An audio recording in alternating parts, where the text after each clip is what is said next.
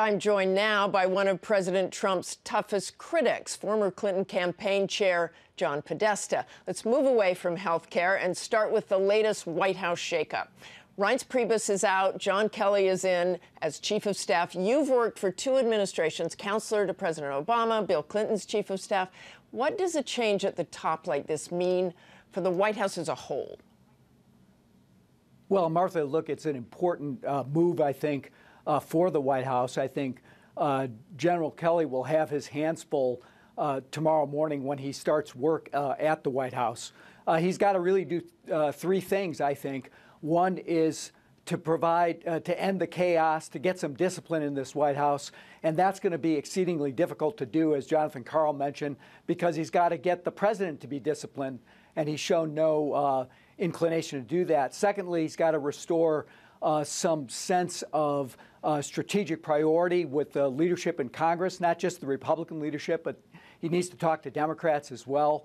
And third, and maybe the most difficult thing he needs to do is, and you might be surprised to hear me say this, but I think he's got to protect the Justice Department and he's got to protect Bob Mueller and the investigation that's going on there from the continued assault by the president and by the White House. It's going to be his job to provide a bulwark against interference by the White House, which in the end of the day is going to get them in more trouble rather than less. You know, President Trump has surrounded himself with generals, but most of those generals, McMaster, Mattis, they're involved in national security.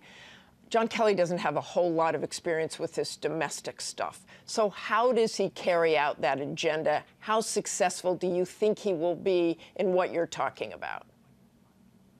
You know, he's had a tremendous career and offered great service to this country.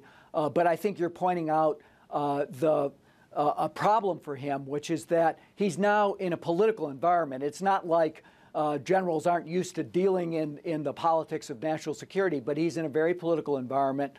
This has been a White House that can't get its act together internally, that it's a war internally with each other. And what they have to show for it is one of the most unproductive starts to a presidency, culminating in the vote on health care this week. But if you look at the overall what's gone on in the first 6 months, they've really achieved nothing on the Hill other than a few special interest giveaways by rolling back a couple of Obama-era regulations.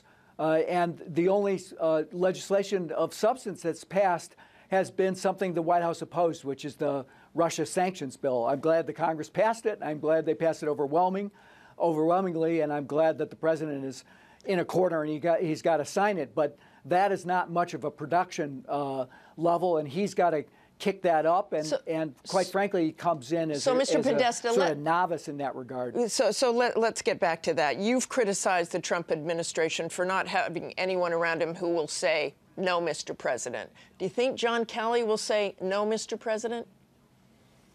I do, actually. I think that he will, you know, he has, I have no doubt that the president has told him that he has full authority. The real question is, will he allow him to exercise it? And that means, will he accept the discipline that General Kelly will try to impose on the Anthony Scaramucci's and the Steve Bannons and the Jared Kushners and the rest? Will he try, will the president back him up, or will he keep his door open to having all these characters kind of coming in and coming out? And then the toughest problem, I think, is can he discipline the president? It wasn't an auspicious start yesterday when the president went on a Twitter rant against Senate Republicans for failing to pass a health care bill that was going to you know, throw millions and millions of people off of health care. So just quickly, Mr. Podesta, why do you think the president chose John Kelly? I think he likes tough people. I think he's developed a rapport with him. I think that Kelly has done what the president asked him to do at DHS. It's not always been things I've agreed with, but he's at least executed and shown himself to be a disciplined leader. But I think that's a very different matter than someone who has to navigate all the cross currents of dealing with domestic politics, dealing with Capitol Hill, and dealing with a president who just can't throw his phone away and stop tweeting. You know, this morning his response to the launch in North Korea was to kind of blame the Chinese for not fixing things over Twitter. You know, I don't think a bunch of mean tweets are going to I'm going to stop you right there on those tweets. He's got to get a team in place that can do that. Okay, thanks very much, Mr. Podesta.